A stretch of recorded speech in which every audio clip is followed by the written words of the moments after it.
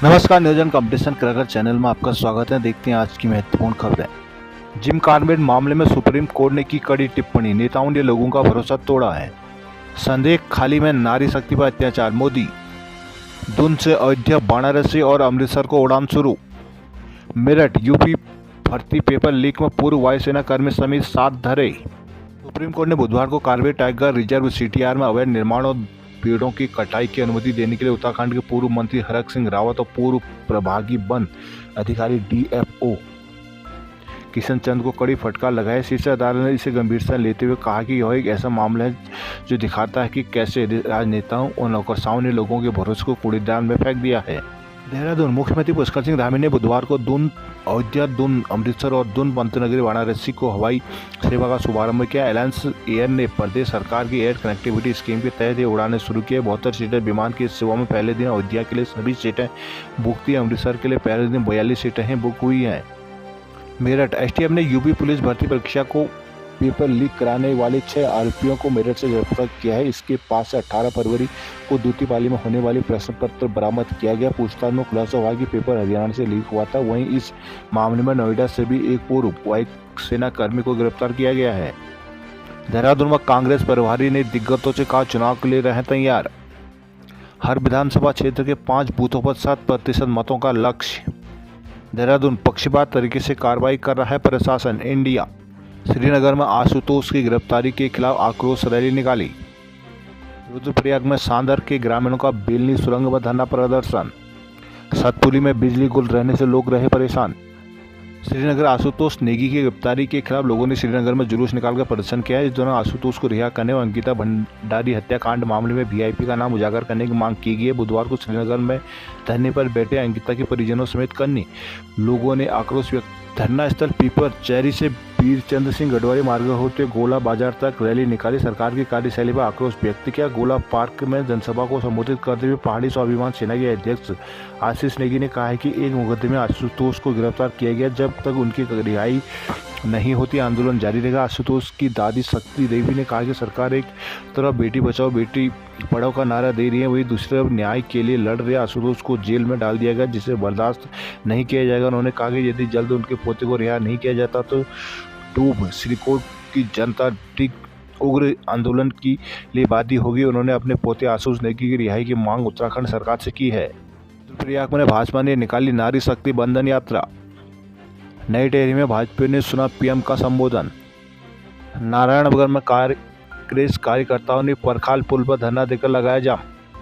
अनुष्का बिष्ट बनी मिस उत्तरकाशी। समान अधिकार देने को देवभूमि से निकला है यूसीसी ड्राफ्ट। धामी जोशीमठ में मलारी तक सड़क सुचारू, रिमझिम अभी भी बाधित।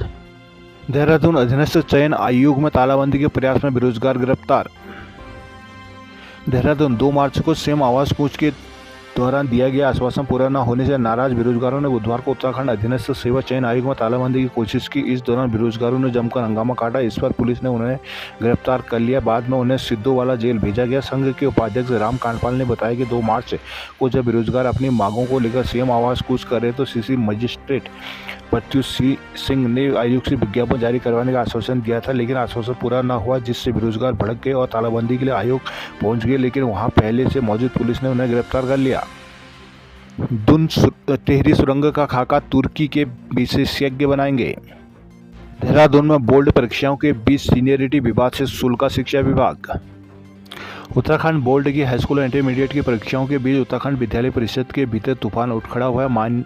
मामला अधिकारियों की सीनियरिटी का। परिषद की सचिव नीता तिवारी से सीनियरिटी में कनिष्ठ महावीर सिंह बिष्ट को माध्यमिक शिक्षा निदेशक का चार्ज देने का मामला अभी ठंडा भी नहीं पड़ा कि अब नया आदेश जारी कर दिया गया। मार्ग निदेशालय ने सीनियरिटी में काफ़ी नीचे आने वाले परिषद के सचिव विनोद कुमार सैमल्टी को तिवारी के सभी महत्वपूर्ण अधिकार दे दिए। सूत्रों के अनुसार जूनियर अफसरों को सभी अधिकार देने से आहत परिषद सचिव तिवारी ने शासन से कड़ी आपत्ति दर्ज की है। शिक्षा सचिव रविनाथ रमन को भेजे सियासी पत्र में तिवारी ने आदेशों के अपने आत्मसम्मान को ठेस पहुंचाने वाला और मौलिक अधिकारों का हनन करार दिया है। शिक्षा सचिव कार्यालय ने तिवारी का पत्र मिलने की पुष्टि की है। यह मामला शिक्षा विभाग में काफ़ी चर्चा में मालूम हो कि सीनियरिटी क्रम में निर्देशक ART वंदना गर्ब्याल के बाद नीता दूसरे नंबर पर है। 21 31 मार्च को रिटायर होने जा रही सीनेटी के हिसाब से माध्यमिक शिक्षा निदेशक के पद पर उन्हीं का दावा बनता था, लेकिन उनके पास परिषद सचिव और एडी कुमाऊं का चार्ज होने के आधार बताते हुए सरकार ने बिष्ट को माध्यमिक शिक्षा निदेशक का चार्ज दे दिया है। यह आदेश तो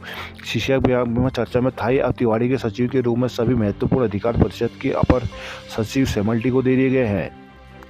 पिथौरागढ़ में पहले दोस्त बनकर साथ में पी शराब, फिर मिस्त्री की कर दी हत्या। चंपावत में जाम की झाम में फंसे पुलिस के आला अफसर। कनाली छिना बीडीसी में छाई सड़क पानी के मुद्दे। सीमा पर गतिविधियों को साझा करेंगे भारत नेपाल।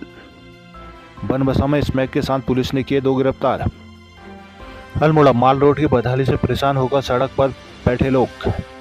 अल्मोड़ा माल रोड की बदहाली पर स्थानीय लोगों का गुस्सा फूट पड़ा है। आक्रोशित लोगों ने बीच सड़क पर बैठकर जाम लगा दिया, जिससे आवाजाही बंद होगी। इस दौरान अधिकारियों लोगों की 3 बार वार्ता विफल रही। आखिरकार लोक निर्माण और पेयजल निगम के अधिकारियों की ओर से 10 दिन में कार्य पूरा करने के आश्वासन के बाद लोग धरने से उठे। द्वाराहाट सड़कों के लिए क्रमिक अनशन पर बैठे ग्रामीण। बागेश्वर जिला अस्पताल का केंद्र की टीम ने किया निरीक्षण। अल्मोड़ा आंगनबाड़ी कार्यकर्ताओं का मानसिक शोषण का आरोप।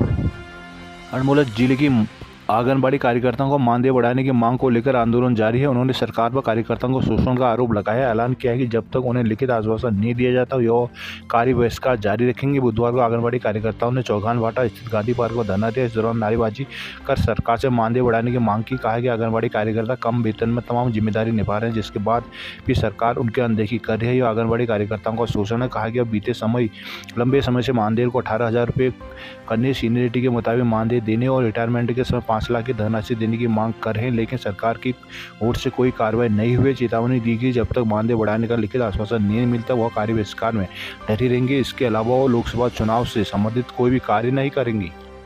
रुद्रपुर में 2600 लोगों के नाम हुई नजूल भूमि। रुद्रपुर गांधी पार्क में आयोजित नजूल भूमि का निःशुल्क पट्टा वितरण एवं किफायती आवास आवंटन कार्यक्रम में 2600 पट्टा धारकों को नजूल फ्री होल्ड प्रमाण पत्र दिए गए और 403 परिवारों को प्रधानमंत्री आवास योजना के स्वामित्व प्रमाण पत्र दिए गए। जिला विकास प्राधिकरण की ओर से बागवाला में 1872 परिवारों के लिए आवास बनाए जा रहे हैं। विभागीय अधिकारियों के मुताबिक अब तक करीब 1000 लोगों का आवास के लिए चयन हो गया है।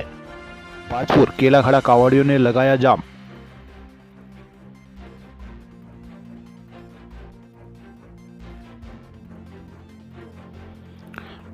बाजपुर हरिद्वार से गंगा जल लेकर आ रहे शक्तिफार निवासी कांवड़ी को कार चालक ने पीछे से टक्कर मार दी, जिससे वो गंभीर रूप से घायल हो गया। हादसे के बाद कार चालक फरार हो गया, जिससे गुस्साए कांवड़ी ने आरोपी चालक को पकड़ने की मांग करते हुए केलाखड़ा में नेशनल हाईवे 74 पर कांवड़ रखकर जाम लगा दिया। कांवड़ियों के प्रदर्शन की सूचना पर प्रशासन में हड़कंप मच गया। एसएसपी गाजीपुर अजय प्रताप के साथ पुलिस मौके पर पहुंची। उन्होंने समझाने के लिए कांवड़ियों से 3 मांगे रखी और 4 घंटे बाद जाम खुला।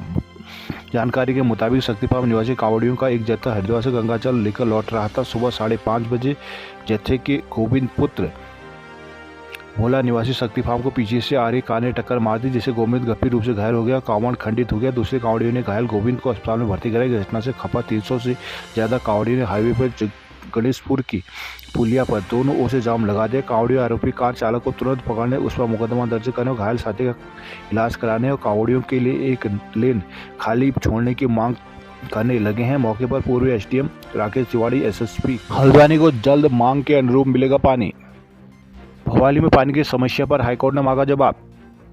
केंद्र सरकार ने विशेष योजनागत सहायता कार्यक्रम के तहत हल्द्वानी में जल स्रोतों से पानी की आपूर्ति बढ़ाने के लिए 154.43 करोड़ रुपए की मंजूरी दे दी है। पहली किस्त के रूप में 10 करोड़ रुपए जारी कर दिए गए, जिससे शीतला घाट और शीश महल में 3 आधुनिक फिल्टर प्लांट बनेंगे, ताकि गोला से पेयजल आसानी से घरों तक पहुँच सके। शहर में पेयजल के लिए भूजल पर निर्भरता भी कम होगी। इसके अलावा पानी के लीकेज को रोकने के लिए पुरानी जर्जर पाइपलाइन भी बदली जाएगी। कुमाऊं के सबसे बड़े अस्पताल में 4 ऑक्सीजन प्लांट ठप। डॉक्टर सुशीला तिवाड़ी अस्पताल एसटीएच में लगाए गए 6 में से 4 ऑक्सीजन प्लांट ठप है। अस्पताल प्रबंधन की ओर से प्लांट को स्थापित करने वाली कंपनी को इस संबंध में कई पत्र लिखे जा चुके हैं, लेकिन कोई भी ठोस कार्रवाई नहीं हुई। वर्तमान में चालू 2 प्लांटों से ही अस्पताल प्रबंधन काम चला रहा है। एसटीएच कुमाऊं का सबसे बड़ा सरकारी अस्पताल है। कोरोना काल में पूरी तरह से कोरोना हॉस्पिटल में तब्दील कर दिया गया था। यह भर्ती होने वाले मरीजों को ऑक्सीजन की कमी न हो, इसके लिए अलग अलग संस्थानों के माध्यम से 6 ऑक्सीजन प्लांट लगाए गए थे। इन 6 प्लांटों में से 2 प्लांट पिछले साल से और 2 पिछले 8 महीने से ज़्यादा समय से ठप पड़ी हुई हैं। इन प्लांटों को सुधार कर दोबारा से लागू कराने में अस्पताल प्रबंधन ने इस प्लांट को स्थापित करने वाली कंपनी को कई बार पत्र लिखे हैं, लेकिन स्थिति जस की तस बनी हुई है। कुमाऊं विश्वविद्यालय वाइस चांसलर फेलोशिप शुरू करेगा। कुमाऊं विश्वविद्यालय में इस वर्ष से प्रत्येक विभाग में स्नातकोत्तर कक्षाओं के 2 विद्यार्थियों को प्रतिमाह 7,500 रुपये की वाइस चांसलर इंटर्न फेलोशिप प्रदान की जाएगी। इस फेलोशिप के लिए विद्यार्थियों को प्रथम वर्ष के प्रदर्शन और परीक्षाफल के आधार पर बनाया जाएगा। विश्वविद्यालय के प्रशासनिक भवन स्थित सभागार में बुधवार को कुलपति प्रोफेसर दीवान सिंह रावत की अध्यक्षता में सभी संकाय अध्यक्षों एवं विभागाध्यक्षों की बैठक हुई। इस बैठक में बेहतर प्रदर्शन करने वाले चयनित 2 विद्यार्थियों को फेलोशिप देने का निर्णय लिया गया। कुलपति ने सभी संकाय अध्यक्षों को निर्देश दिए कि वे अपने संकाय के अंतर्गत आने वाले विभागों का नियमित रूप से निरीक्षण करें। कुलपति ने कहा कि कक्षाओं में विद्यार्थियों की संख्या बढ़ाने को सर्वोच्च प्राथमिकता दी जाएगी। बैठक में कुलपति प्रोफेसर रावत ने निर्देश दिए कि समय पर पठन पाठन हो तथा आंतरिक परीक्षाएं भी समय पर कराई जाएं। उन्होंने कहा कि समय पर विश्वविद्यालय के सारे कार्यालय खुले तथा सभी कार्य नियमानुसार समय पर हो।